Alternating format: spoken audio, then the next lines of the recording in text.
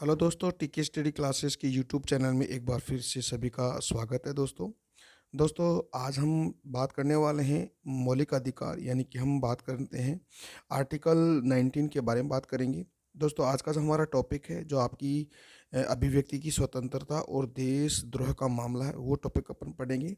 इससे पहले वाले जो वीडियो था दोस्तों, उसमें हमने आर्टिकल 19 के बारे में कुछ क्लोज यानी कि सब क्लोज यानी कि आर्टिकल 19 क्लोज 1 क्लोज ए के बारे में मैंने पढ़ा था दोस्तों। और आज उसी टॉपिक को आगे बढ़ाते हुए हम चल रहे हैं दोस्तों, इसके अगले वाले पार्ट की तरफ चलेंगे। तो दोस्तों जुड़े रहेगा, और टीके स्टडी क्लासेस चैनल है, आप उसको लाइक शेयर सब्सक्राइब करते रहेगा दोस्तों। तो दोस्तों बात करते हैं अभिव्यक्ति की स्वतंत्रता, यानी कि आपको मैंने कल बताया अभिव्यक्ति यानी कि एक्सप्रेशन की स्वतंत्रता, और जो देशद्रोह का जो मामला है वो हमने थोड़ा सा कल आपको बता दिया था, ठीक है। तो आज इसको थोड़ा सा डिटेल से पढ़ने वाले हैं। तो देखिएगा, सबसे पहले हम बात करेंगे दोस्तों जो अभिव्यक्ति की स्वतंत्रता, यानी कि एक दो देशद्रोह यानी कि राष्ट्र राष्ट्रद्रोह या देशद्रोह का मामला वो क्या होता है। तो इसमें सबसे पहले हम समझेंगे कि देशद्रोह यानी राष्ट्रद्रोह का क्या आशय है, इसकी मीनिंग क्या होती है। देखिए क्या होता है देशद्रोह का मामला। देखिए दोस्तों, कि संविधान की प्रस्तावना में, यानी कि अब आपने पढ़ा इंडियन कॉन्स्टिट्यूशन जो प्रीएम्बल है, यानी कि संविधान की प्रस्तावना में एक तो राष्ट्रीय एकता, एक अखंडता पर क्या अत्यधिक बल दिया गया है। दोस्तों, अगर आप इंडियन कॉन्स्टिट्यूशन का जो प्रीएम्बल पढ़ोगे, तो इस प्रीएम्बल में आपको पढ़ने से पता चलेगा कि संविधान संविधान के अंदर कौन कौन सी बातों को जोड़ा गया है, कौन कौन सी बातों को हटाया गया है। यानी कि कहने का मतलब है कि प्रीएम्बल को एक मिनी कॉन्स्टिट्यूशन कहा गया है। तो संविधान की प्रस्तावना में राष्ट्रीय एकता, अखंडता पर अत्यधिक बल दिया गया है दोस्तों, यानी कि एकता और अखंडता पर बहुत ज़्यादा बल दिया गया है।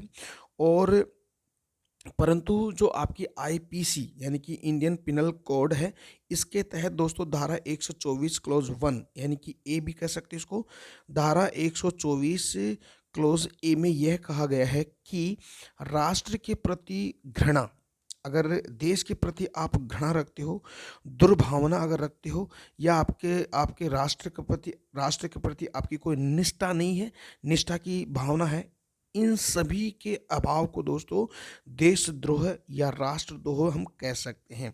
तो आई होप दोस्तों आपको ये चीज़ समझ में आ गई है कि देशद्रोह या राष्ट्रद्रोह किसे कहते हैं। देखिएगा, ये जो बात बताई गई थी कि जो आपका इंडियन पिनल कोड जो कि धारा 124 क्लोज ए के अंदर ये कहा गया है कि राष्ट्रद्रोह होता क्या है। देखिए दोस्तों, राष्ट्रद्रोह वो होता है कि कोई भी व्यक्ति हो, कोई भी इंडियन सिटीजन हो, अगर वो अपने देश के प्रति घृणा की भावना रखता हो और दुर्भावना रखता हो, या हम यूँ कह सकते हैं उनका हमारे इंडिया के प्रति किसी प्रकार का निष्ठा की भावना नहीं। तो दोस्तों, निष्ठा की भावना अगर नहीं है या उसका अभाव है आपके आप में, तो दोस्तों ये क्या कहलाएगा, आपका देशद्रोह या राष्ट्रद्रोह कहलाता है। तो दोस्तों ये बहुत ही इंपॉर्टेंट टॉपिक है दोस्तों, और इसको अच्छी तरह से आप पढ़िएगा दोस्तों, बहुत ही इंपॉर्टेंट है एग्जाम के पॉइंट ऑफ व्यू से। देखिएगा, आगे बढ़ते हैं। देखिएगा, अगला टॉपिक है कि राष्ट्रद्रोह या देशद्रोह के प्रति व्यवहारिक मुद्दे क्या हो सकते हैं, किसे हम कह सकते हैं देशद्रोह या राष्ट्रद्रोह, है ना। उनके व्यवहारिक मामलों या मुद्दों को अपन देख लेते हैं। कि जैसे दोस्तों, आपको पता होगा कि वर्ष 2016 में अनेक व्यक्तियों पर राष्ट्रद्रोह के मामले शुरू किए गए थे दोस्तों, ठीक है ना। देखिएगा कैसे कैसे राष्ट्रद्रोह होता है। देखिएगा, अगर कोई भी व्यक्ति है भारत विरोधी, अगर वो नारा लगाता है, भारत के प्रति अगर कोई नारा लगाता है, तो वो एक राष्ट्रद्रोह की श्रेणी में उनको रखा जाएगा, यानी कि उसको राष्ट्रद्रोह कह सकते हैं। विरोधी देश की क्रिकेट टीम का समर्थन करना भी दोस्तों राष्ट्रद्रोह कहलाता है। देखिए, मान लीजिएगा अगर आपने इंडिया के अंदर अगर मान लीजिएगा कोई दो देशों के बीच में क्रिकेट मैच हो जाए, मान लीजिए पाकिस्तान और इंडिया के बीच में ही अगर क्रिकेट मैच हो रहा है, और एक इंडियन सिटीजन है वो अगर भारत की टीम का समर्थन न करते हुए दोस्तों अगर पाकिस्तान की टीम का समर्थन कर रहा है, तो दोस्तों ये देशद्रोह के रूप में जाना जाएगा, ठीक है। तीसरी बात यह है कि देशद्रोह होता क्या है दोस्तों, कि राष्ट्रगान के दौरान खड़ा न होना, यानी कि जैसे देखिए, जैसे मान लीजिएगा कि अपना जो नेशनल एंथम हो रहा है और नेशनल एंथम होते वक्त कोई भी व्यक्ति है वो अटेंशन की पोजीशन में अगर खड़ा नहीं हो रहा है तो दोस्तों वह भी एक राष्ट्रद्रोह या देशद्रोह माना जाएगा। इसके साथ ही हम कह सकते हैं कि जो योग गुरु को धोखेबाज कहना, मान लीजिएगा आपका कोई योग गुरु है, ठीक है, जो आपको बिल्कुल योग सिखा रहा है या आपको शिक्षा दे रहा है, तो उसके प्रति आप अगर गलत भावना रखते हो या उसको धोखेबाज कहते हो, तो फ्रेंड्स ये देशद्रोह कहलाएगा। तो आई होप्स फ्रेंड्स ये देशद्रोह या हम यूँ कह सकते हैं राष्ट्रद्रोह के रूप में ये जो मैंने आपको बातें बताई हैं ये आपको समझ में आ गई है दोस्तों, ठीक है। इन आधार पर राष्ट्रद्रोह के मामले व्यक्ति के ऊपर चलाए जा सकते हैं। इन सभी के आधार पर हम कह सकते हैं कि राष्ट्रद्रोह के मामले व्यक्ति के ऊपर चलाए जा सकते हैं। लेकिन दोस्तों इसकी आलोचना भी हुई, देखिएगा क्या आलोचना है, इसको अपन देख लेते हैं। देखिए क्या बात है कि भारत सदृश लोकतांत्रिक देश में अभिव्यक्ति की स्वतंत्रता सर्वाधिक महत्वपूर्ण, बिल्कुल सही बात है कि देखिए मान मान लीजिए कोई भी कंट्री हो, अगर वो कंट्री डेमोक्रेसी है यानी कि लोकतांत्रिक देश है, तो ऑब्वियसली बात है दोस्तों उसमें अभिव्यक्ति की स्वतंत्रता को बहुत ही ज़्यादा इम्पोर्टेंस दी जाती है, ठीक है। तो भारत में भी दोस्तों जो अभिव्यक्ति की जो स्वतंत्रता वो सर्वाधिक महत्वपूर्ण है और व्यवहार में यह देखा जा रहा है कि सरकार की आलोचना तथा सरकार के विरुद्ध उठने वाली आवाज़ों को राष्ट्रद्रोह करार दिया जाता है। वेरी वेरी इंपॉर्टेंट, एक बार इसको भी देख लीजिएगा कि व्यवहार में कह सकते हैं कि जो सरकार की आलोचना तथा सरकार के विरुद्ध अगर उठने वाली जो आवाज़ों को क्या राष्ट्रद्रोह का करार दिया जाता है। यानी देश की सरकार के प्रति अगर आप किसी सरकार की आलोचना कर रहे हो या सरकार के विरुद्ध उठने वाली आवाज़ों को सरकार के विरुद्ध अगर कोई आवाज़ उठा रहा है तो दोस्तों ये देशद्रोह करार दिया जा सकता है दोस्तों, ठीक है। तो आगे बढ़ते हैं। अगली बात यह है कि इनके मामले में जो न्यायपालिका है यानी कि जो अपनी जो सुप्रीम कोर्ट है या हाई कोर्ट है, इनके प्रति दोस्तों एक क्या निर्णय देती है कि राष्ट्रद्रोह क्या होता है और क्या नहीं होता है, उसको देख लेते हैं। देखिएगा उच्चतम न्यायालय के निर्णय में कहा गया उच्च न्यायालय के निर्णय में यह कहा गया कि मात्र नारा लगा देना, दोस्तों आप इसको हाई कोर्ट या सुप्रीम कोर्ट भी कह सकते हो, तो थोड़ा सा मिस प्रिंट हो गया, इसको हाई कोर्ट या सुप्रीम कोर्ट कह सकते हो। तो उच्चतम न्यायालय के निर्णय में ये कहा गया कि मात्र नारा लगा देना राष्ट्रद्रोह की श्रेणी में नहीं आता है। देखिएगा अगर अगर कोई व्यक्ति एक कोई संघ है और कोई नारे लगा रहा है तो दोस्तों उसको राष्ट्रद्रोह की श्रेणी में नहीं रखा जाता। ये आपकी जो न्यायपालिका का निर्णय है यानी कि सर्वोत्तम न्यायालय यानी कि उच्चतम न्यायालय का निर्णय है। ये उच्चतम न्यायालय कहता है कि मात्र नारा लगा देना राष्ट्रद्रोह की श्रेणी में नहीं रखा जाता यदि नारा लगाते वक्त हिंसा, दोस्तों ये थोड़ा सा मिस प्रिंट हो गया, हिंसा, ठीक है, हिंसा हिंसा या हिंसा भड़क जाए तो उसे राष्ट्रद्रोह की श्रेणी में रखा जाता है। दोस्तों एक बार फिर से उसको देख लेते हैं। देखिए क्या होता है कि न्यायपालिका का निर्णय ये था कि अगर कोई व्यक्ति है या कोई संघ है या कोई समुदाय है अगर नारा लगा रहे हैं राष्ट्रद्रोह की श्रेणी में उसको नहीं रखा जाए, यानी कि कोई नारा लग रहा है तो वह राष्ट्रद्रोह की श्रेणी में नहीं उसको काउंट किया जा सकता। बट नारा लगाते वक्त दोस्तों अगर हिंसा भड़क जाती है तो उस बात को हम राष्ट्रद्रोह की श्रेणी में रख सकते हैं दोस्तों। तो अब देख लीजिएगा आगे इसका निष्कर्ष यानी कि कंक्लूजन क्या निकलता है उसको देख लेते हैं। देखिए दोस्तों कंक्लूजन ये है कि संविधान के मूल अधिकारों के भाग में अभिव्यक्ति की स्वतंत्रता प्रदान की गई। बिल्कुल सही बात है, आपने पढ़ा भी है कि हमारा जो संविधान के मूल अधिकार होते हैं उनके भाग में यानी कि आर्टिकल 12 से लेकर 35 तक और आपका जो इंडियन कॉन्स्टिट्यूशन पार्ट 3 में अभिव्यक्ति की स्वतंत्रता प्रदान की गई है। तो उस पर आर्टिकल 19 में भी प्रतिबंध भी लगाए जाते हैं, यानी कि अभिव्यक्ति की स्वतंत्रता तो है बट उसके ऊपर प्रतिबंध यानी कि कहने का मतलब है रिस्ट्रिक्शन भी लगा रखा है। वो रिस्ट्रिक्शन क्या है उसको हम देख लेंगे बाद में। देखिएगा अतः भारत में निरपेक्ष स्वतंत्रता उपलब्ध नहीं है, यानी किसी भी व्यक्ति को दोस्तों भारत में अभिव्यक्ति की स्वतंत्रता है लेकिन यानी कि निरपेक्ष स्वतंत्रता उपलब्ध नहीं है। क्या है देखते हैं आगे।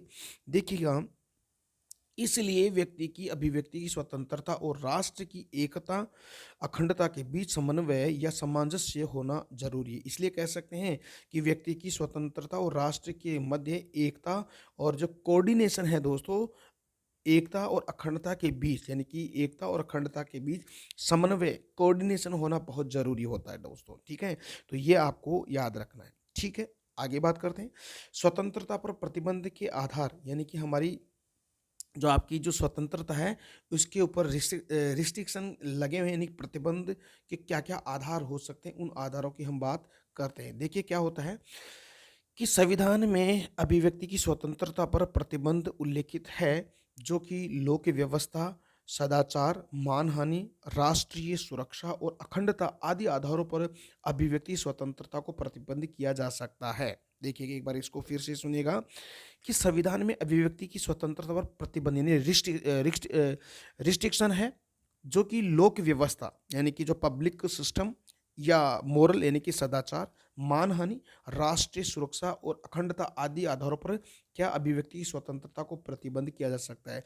यानी कि अगर आप देश की अखंडता, प्रभुता, सदाचार, लोक व्यवस्था, राष्ट्रीय सुरक्षा, इन को अगर आप नुकसान पहुंचा रहे हो, देश की इन व्यवस्थाओं पर नुकसान पहुंचा रहे हो, तो दोस्तों आपकी अभिव्यक्ति यानी कि आपकी जो जो आपकी अभिव्यक्ति है उस पर प्रतिबंधित यानी कि उसको रिस्ट्रिक्शन किया जा सकता है, जिससे अभिव्यक्ति की स्वतंत्रता का दुरुपयोग न हो, परंतु प्रतिबंधित तार्किक होना चाहिए। दोस्तों इसमें एक बात ये बताई गई कि अभिव्यक्ति की स्वतंत्रता का दुरुपयोग ना हो, लेकिन उस पर जो प्रतिबंध यानी कि जो तार्किक प्रतिबंध यानी रिस्ट्रिक्शन लगाना तार्किक या प्रतिबंध प्रतिबंध तार्किक होना चाहिए। यानी कि जो प्रतिबंध है दोस्तों वो बिल्कुल तार्किक होना चाहिए, मनमानी नहीं होना चाहिए।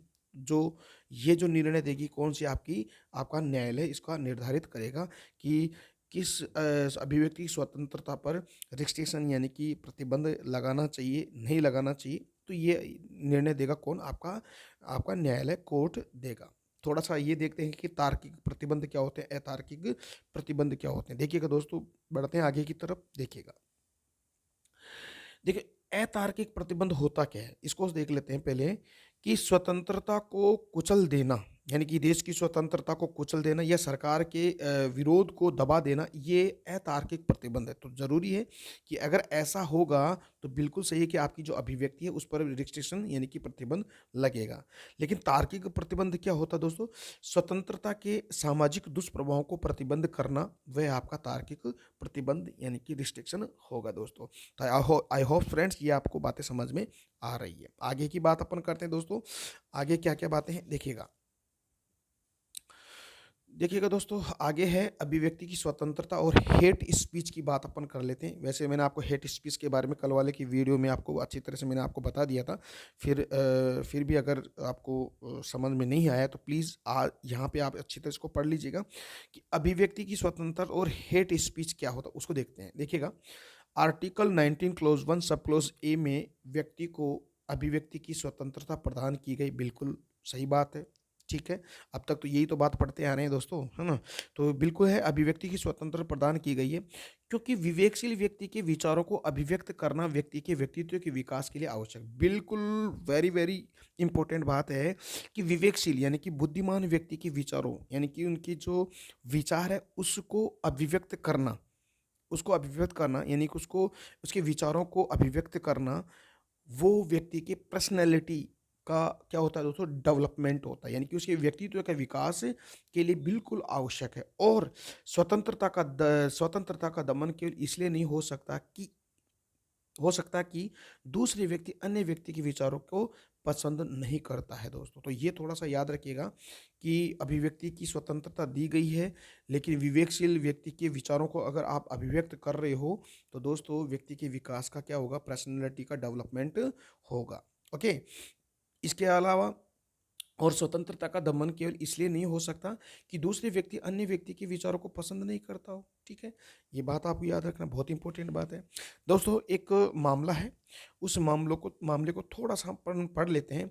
देखिए, मुरुगन पेरुमल एक मामला था दोस्तों, व्यक्ति की व्यक्तित्व का व्यक्तित्व को अभिव्यक्त करने की बात है, या हम यूँ कह सकते हैं कि मुरुगन पेरुमल जो मामला वो क्या है? देखिएगा, ये मामला आपको पता होना चाहिए, मद्रास का ये मामला था। और एक मुरुगन पेरुमल एक राइटर थे, उन्होंने एक बुक लिखी थी जिस पर प्रतिबंध लगाने की मांग की गई थी दोस्तों। यानी कि वहाँ के किसी समुदाय के द्वारा जो आपका मुरुगन जो पेरुमल है उसकी जो बुक थी उस पर प्रतिबंध लगाने की मांग की गई थी। और ये मद्रास का मामला था दोस्तों, ये high court, Madras high court में ये मामला चला। और मद्रास हाई कोर्ट ने इस मामले को जांचा परखा, और फिर बाद में इस मामले पर मद्रास हाई कोर्ट ने जो फैसला दिया, और ये फैसला क्या दिया कि हाई कोर्ट ने कहा कि जिसे इस बुक को जो लोग इस बुक को पसंद नहीं कर रहे हैं वो इस बुक को ना पढ़े। ठीक है ना? तो ये एक बताया गया था, अभिव्यक्ति की स्वतंत्रता के अंदर बताया गया। तो वेरी वेरी इंपॉर्टेंट है, मुरुगन पेरुमल मामला क्वेश्चन बन सकता है कि ये मुरुगन पेरुमल मामला है दोस्तों, ये दोस्तों कहाँ का था ये? तो मुरुगन पेरुमल मामला दोस्तों मद्रास का था। ठीक है ना? तो देखिएगा, आगे बात करते हैं। परंतु अभिव्यक्ति की स्वतंत्रता के नाम पर दूसरे समुदाय की भावनाओं को भड़काना, सांप्रदायिक हिंसा को बढ़ा देना या अन्य समुदाय के प्रति घृणा पैदा करने की अनुमति नहीं दी जा सकती। अगर आपको अभिव्यक्ति की स्वतंत्रता है, अगर आपके विचारों को आप किसी के सामने अभिव्यक्त कर रहे हो, तो इसका मतलब ये नहीं है कि आप ऐसे समुदाय की भावनाओं को भड़का रहे हो और सांप्रदायिक हिंसा को बढ़ावा दे रहे हो, अन्य समुदाय के प्रति घृणा आपस में पैदा कर रहे हो। तो इसका मतलब ये नहीं है कि आप अपने विचारों को अभिव्यक्त कर सकते हो। तो इस पर रिस्ट्रिक्शन यानी कि प्रतिबंध लगाया गया है दोस्तों। ओके, तो दोस्तों आई होप ये बातें आपको समझ में आ रही है। तो दोस्तों आपका जो आर्टिकल 19 क्लोज फर्स्ट क्लोज ए के अंदर ये बातें अपन ने पढ़ ली है। तो थोड़ा सा दोस्तों आप जो आपका आर्टिकल 19 है उसको थोड़ा सा और डिटेल से अपन पढ़ लेते हैं। तो दोस्तों ये जो एग्ज़ाम के पॉइंट ऑफ व्यू से बहुत ही इंपॉर्टेंट है दोस्तों, तो इसको आप याद कर लीजिएगा, बहुत इंपॉर्टेंट है, बहुत ही इंपॉर्टेंट है दोस्तों। ठीक है? तो वैसे तो हमने पढ़ लिया था, ये जो आपके 7 जो ये आर्टिकल है और इसकी जो सब आर्टिकल उसको आप देख लीजिएगा। सबसे पहले बात अपन करेंगे आर्टिकल 19 क्लोज 1 सब क्लोज ए। तो ए के बारे में अब तक अपन पढ़ रहे थे, वाक यानी कि अपनी जो वाणी या भाषा अभिव्यक्त करने की आपको स्वतंत्रता, इतना जो अपन ने पढ़ा वो इसी आर्टिकल के बारे में पढ़ा, तो इसको तो मैंने बताने की आपको ज़रूरत नहीं है। फिर आपका सेकंड नंबर का है आर्टिकल 19 क्लोज 1 सब क्लोज बी। ये क्या है दोस्तों, इसको देख लेते हैं। देखो, एक तो कॉन्फ्रेंस यानी कि हम यूँ कह सकते हैं, अगर आप कोई सम्मेलन कर रहे हो, ठीक है, तो वो सम्मेलन कैसा होना चाहिए? शांतिपूर्ण होना चाहिए, और वो भी क्या है? बिना हथियारों के होना चाहिए। तो आप किसी भी स्थान पर आप दोस्तों शांतिपूर्ण और बिना हथियारों के सम्मेलन आप कर सकते हो। तो इसका ये मतलब नहीं है कि आप कहीं पे भी कर सकते हो। जैसे मान लीजिएगा, अगर आप यातायात को बाधित आप नहीं कर सकते, तो ऐसे स्थानों पर आप सम्मेलन नहीं कर सकते हो। कहने का मतलब ये हुआ कि आर्टिकल 19 क्लोज 1 सब क्लोज बी में ये बताया गया है कि आप शांतिपूर्ण बिना हथियारों के आप सम्मेलन कर सकते हो। ठीक है? थर्ड नंबर पे देखते हैं article 19 clause 1 sub clause C, समूह एवं संघ का निर्माण, यानी कि आप कह सकते हो एक समूह बना सकते हो, एक यूनियन यानी संघ का निर्माण भी आप कर सकते हो। Article 19 clause 1 sub clause D में ये बात बताई गई है कि भारतीय क्षेत्र में मुक्त आवागमन की स्वतंत्रता। आप भारतीय क्षेत्र में यानी कि कहने का मतलब 28 राज्य और 8 केंद्र शासित प्रदेशों में बिल्कुल मुक्त आवागमन की स्वतंत्रता है। मुक्त का मतलब ये नहीं है कि आप जैसे ट्रांसपोर्टेशन के माध्यम से जा रहे हो, तो आप वहाँ का जो भुगतान वो नहीं करोगे। कहने का मतलब ये है कि बिल्कुल आबाद रूप से, मुक्त रूप से आप किसी भी जगह पर आप भ्रमण या आवागमन कर सकते हो। आर्टिकल 19 क्लोज 1 सब क्लोज ई क्या कहता है? निवास करने व बस जाने की स्वतंत्रता। निवास करने व बस जाने की स्वतंत्रता का मतलब हो गया कि 28 राज्य और 8 केंद्र शासित प्रदेशों में आप निवास कर सकते हो या वहाँ पर जाकर स्थायी रूप से बस सकते हो। लेकिन आपका यूनियन टेरिटरी यानी कि अंडमान निकोबार द्वीप समूह में दोस्तों सेंट्रल गवर्नमेंट की अनुमति के बगैर आप वहाँ पर बस नहीं सकते, यानी कि आप पर वहाँ पर रिस्ट्रिक्शन यानी कि प्रतिबंध लगाया गया है दोस्तों। सबसे इम्पोर्टेंट बात ये है कि आर्टिकल 19 क्लोज 1 सब क्लोज एफ, इसकी बात मैंने आपको पहले बता दिया था कि संपत्ति के अर्जन या व्यय की स्वतंत्रता, इसको 44वें संविधान संशोधन 1978 के द्वारा इस स्वतंत्रता से, यानी कि जो आपकी 7 स्वतंत्रताओं में से इस स्वतंत्रता को हटा दिया गया है और उसको आर्टिकल 300 क्लोज 1 या ए या क में उसको सम्मिलित किया, यानी कि कानूनी अधिकार में उसको ले लिया गया है। तो प्रेजेंट में स्वतंत्रता कितने दोस्तों? 6 है। मूल संविधान में स्वतंत्रता 7 थी। तो दोस्तों इसको थोड़ा-सा याद रख लीजिएगा। लास्ट है आपका आर्टिकल 19 क्लोज़ 1 सब क्लोज़ जी। ये क्या कहता है? व्यापार, वाणिज्य, व्यवसाय, आजीविका की आपको स्वतंत्रता है। यानी कि भारत के किसी भी कोने में आप बिल्कुल निर्बाध रूप से आप ट्रेड कर सकते हो, व्यापार कर सकते हो, वाणिज्य, व्यवसाय कर सकते हो, आजीविका की स्वतंत्रता आपको बिल्कुल है दोस्तों। तो दोस्तों आपको कैसा लगा आज का वीडियो? उम्मीद करता हूँ कि आज का वीडियो दोस्तों आपको बहुत बढ़िया लगा होगा, बहुत पसंद आया होगा।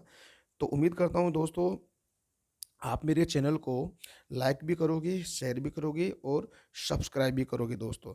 तो दोस्तों ये अपना चैनल है, उसको आप बिल्कुल अपने दोस्तों तक इसको पहुँचाइएगा और ज़रूरतमंद जो ऐसे स्टूडेंट हैं, जो कोचिंग की फ़ीस नहीं दे पा रहे हैं, तो ऐसे बच्चों के पास ही अपने इस टीके स्टडी क्लासेस चैनल उसकी इसके लिंक को आप भेजिएगा। मैं हर सब्जेक्ट पढ़ा रहा हूँ दोस्तों। अभी मेरा मोटिव ये है कि मैं इंडियन कॉन्स्टिट्यूशन को पूरी तरीके से आपको बिल्कुल पढ़ा दूँ और इसके साथ-साथ जैसे ही टॉपिक एंड होता है उसके एमसीक्यूज़ यानी कि ऑब्जेक्टिव क्वेश्चन को भी आपको सॉल्व करवाऊँगा। तो वो आपके लिए बहुत बढ़िया रहेगा, फ़ायदेमंद रहेगा। तो दोस्तों जुड़े रहेगा और टीके स्टडी क्लासेस चैनल उसको लाइक, शेयर, सब्सक्राइब भी करते रहेगा। तब तक के लिए मेरे को इजाज़त दीजिएगा। धन्यवाद। जय हिंद, जय भारत, वंदे मातरम दोस्तों।